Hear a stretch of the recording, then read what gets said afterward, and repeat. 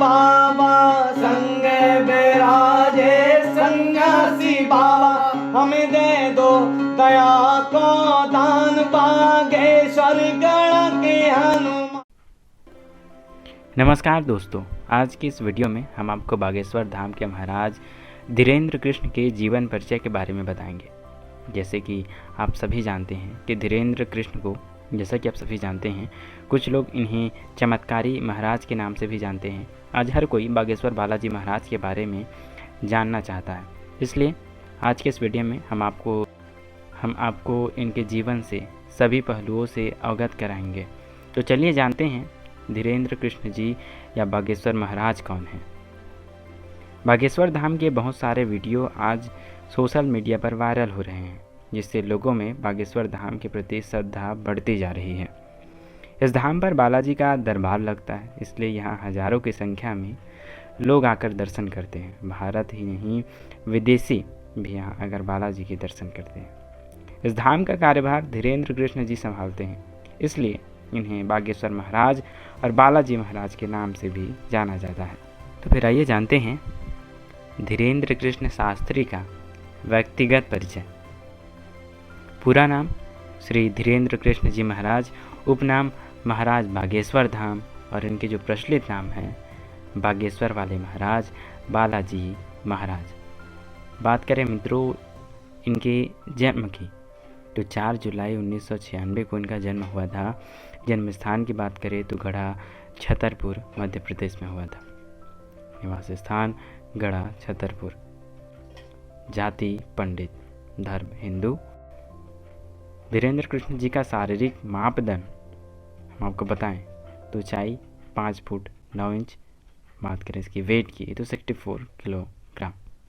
धीरेन्द्र कृष्ण जी का परिवार, पिता का नाम राम करपाल गर्ग है, माता का नाम सिरोज गर्ग है। प्रिय दोस्त राजा राम। धीरेन्द्र कृष्ण जी के पुरस्कार, तो 2022 में इनको संत शिरोमणि से नवाजा गया। World book of London, world book of Europe, ये इनके पुरस्कार हैं। धीरेन्द्र कृष्ण जी के social media account, mobile number Gmail bageshwardham@gmail.com। Dhirendra Krishna कौन है? इनका जन्म 4 जुलाई 1996 को मध्य प्रदेश के छतरपुर जिले के गढ़ा नामक गांव में हुआ। इनके पिता का नाम राम करपाल गर्ग और माता का नाम सरोज गर्ग है।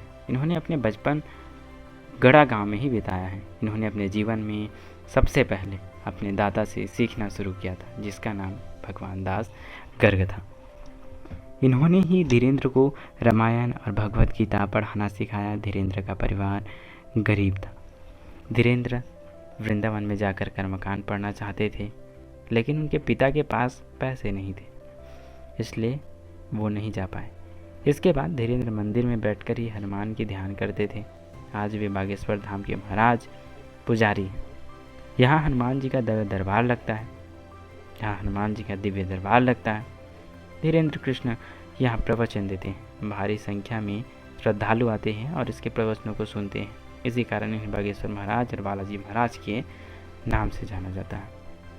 बागेश्वर धाम क्या है? ये बहुत बड़ा प्रश्न है, तो आइए जानते हैं। मध्य प्रदेश के छतरपुर जिले में गढ़ नाम का गांव है, उसके पास बागेश्वर धाम स्थित है। यहाँ हनुमान जी का मंदिर है। इस मंदिर के पास धीरेन्द्र कृष्ण के दादाजी और गुरु जी की समाधि बनी हुई है। लोग यहाँ मंगलवार के दिन आकर अर्जी लगाते हैं। मंगलवार के अतिरिक्त किसी भी दिन यहाँ अर्जी नहीं लगाई जाती है, क्योंकि मंगलवार ही बालाजी का वार है। इस अर्जी को लगाने के लिए लोग एक नारियल को लाल कपड़े में बांधते हैं और इस नारियल को अपनी मनोकामना बोलकर एक स्थान पर बांध देते हैं। यहाँ लाखों की संख्या में नारियल बंधे हुए हैं। नारियल को बांधने के बाद 21 बार मंदिर की परिक्रमा लगाते हैं। माना जाता है कि यहाँ लगी हुई अर्जी कभी विफल नहीं होती। यहाँ अर्जी लगाने के लिए बहुत सारे लोग आते हैं। बागेश्वर धाम में ही भव्य दरबार लगता है, जहाँ धीरेन्द्र कृष्ण वचन देते हैं और लोगों की समस्याओं का समाधान करते हैं। बागेश्वर मंदिर धाम के टोकन क्या है? बागेश्वर मंदिर धाम के टोकन क्या होते हैं? यहाँ आने वाले श्रद्धालुओं के लिए यह ध्यान देने योग्य है कि बागेश्वर मंदिर धाम में मंदिर की सेवा समिति की तरफ से टोकन जारी किए जाते हैं। यदि आप पहली बार मंदिर में दर्शन करना चाहते हैं तो इसके लिए आपको सेवा समिति के कर्मचारियों से टोकन लेना होगा। टोकन लेने के लिए अपने मोबाइल नंबर और नाम की जानकारी देनी पड़ती है। बागेश्वर मंदिर धाम के दर्शन के लिए टोकन कैसे प्राप्त करें? तो कोई भी श्रद्धालु अगर मंदिर दर्शन करना चाहता है तो हमें टोकन की ज़रूरत होगी। मंदिर की तरफ से दिए जाने वाले टोकन प्रत्येक महीने किसी विशेष तारीखों के लिए वितरित किए जाते हैं। टोकन के लिए समय और तारीख के बारे में जानकारी आप मंदिर के कर्मचारी के द्वारा प्राप्त कर सकते हैं। इसके बाद आप उस दिन मंदिर में जाकर टोकन ले सकते हैं और दर्शन के लिए जा सकते हैं। इसके साथ ही यह भी होता है कि टोकन प्राप्त होने पर आपकी अर्जी बागेश्वर मंदिर धाम में लग जाती है।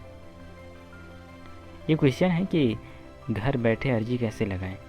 यह उपाय उन भक्तों के लिए है जो कई बार बागेश्वर धाम आए पर उनका पर्चा नहीं बन पाया। महाराज जी दरबार में खुद कहते हैं कि जितने ही भक्त बागेश्वर धाम में आते हैं उन सभी का अर्जी लग पाना मुश्किल है। इसलिए महाराज खुद कहते हैं कि आप इस उपाय को करके बागेश्वर धाम की कृपा प्राप्त कर सकते हैं।